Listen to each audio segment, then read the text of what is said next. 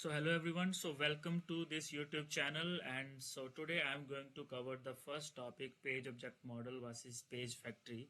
This is the most frequent asked question in the interviews, that what is the difference between page object model and page factory. So before proceeding, I'm assuming that you have basic knowledge of automation testing and Selenium tool. So let's get started.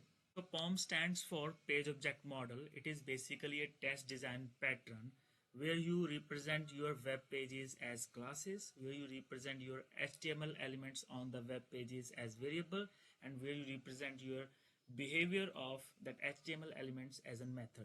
So let me show you this on the Eclipse. Okay. So if you see here, home page, we represent the web page as in class, and this web element refers to the HTML element on the web page, and all these methods are behavior of that HTML elements.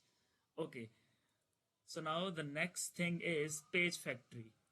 Page factory is an inbuilt POM concept for Selenium WebDriver, or you can say it is one of the implementation of page object model. So whenever someone will ask you the question that what is page factory, you can tell them three important steps. First is declaration. We declare the elements using @find by annotations. Second is initialization. We initialize those elements using page factory.init element method, and utilization is third point, which we call those methods in the test class. Okay, so let me show you this in Eclipse. Okay, so this is declaration. We are declaring here element using @find by annotation, and initialization, this is the second step. We are initializing those elements using init element method, and now utilization is here we are utilizing those methods here. So this is the three concept of page factory. So let's see the difference between page object model and page factory. Page object model is a test design pattern, whereas page factory is a one way of implementing page object model. And the second difference is, in plain page object model you define locators using by, and in page factory you define locator using @find by annotation. So let me show you this in Eclipse. So if you see here, we have used @find by annotation to locate the web element. It means we are using page factory. But if you want to do the same thing in plain page object model, you have to write it using by. And how we can write it, let me show you. Private by, suppose web element name is user, and I need to locate it using by, right, any XPath here. Let me copy this one. Okay, so in plain page object model you need to define each element using by, whereas in page factory you need to define element using find by, that I have already done here.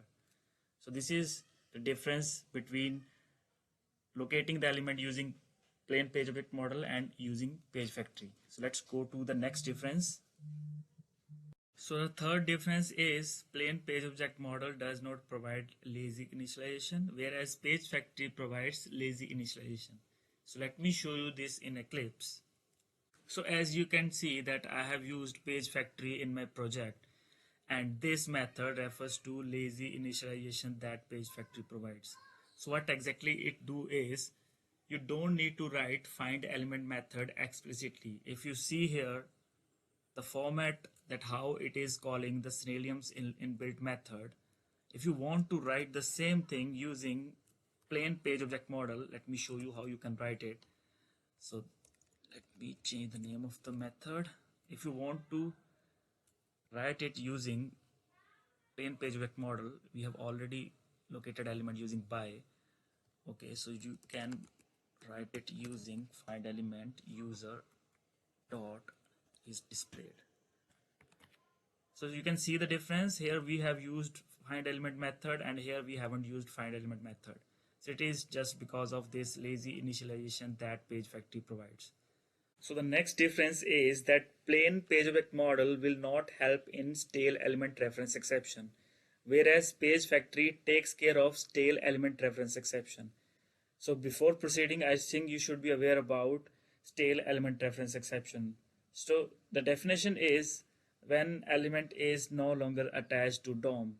So how Page Factory helps us to resolve this exception? Let me show you in Eclipse. So here if you can see this page init element method, what it does is if you are performing any Selenium action, it will relocate the element freshly every time. Suppose here you are using username label is displayed. So suppose I'm creating any other method and again I'm using this label for some other Selenium method, suppose is selected. So this time it will again relocate the element. This method will again relocate the element and it will not allow you to throw stale element reference exception, or it will not allow element to be decayed or to get old. So that's how it resolves the stale element reference exception. So let's move to the next point now. So next difference is that you need to use find element method in plain page object model, whereas in Page Factory, page objects are initialized using lazy initialization. That I think we have already covered in the video. So let's move to the next section, frequently asked question in the interviews. So the first question is name exception which is resolved by using Page Factory. That is stale element reference exception that we have already discussed in the video. And the second question is name of the exception if you haven't used init element method in Page Factory. So the answer is null pointer exception. Why? Because init element method we use to initialize elements, web elements. If we haven't initialized those web elements, obviously it's going to throw null pointer exception. So that's all from page object model versus Page Factory. I hope you like the video. Please do share the video. Thank you.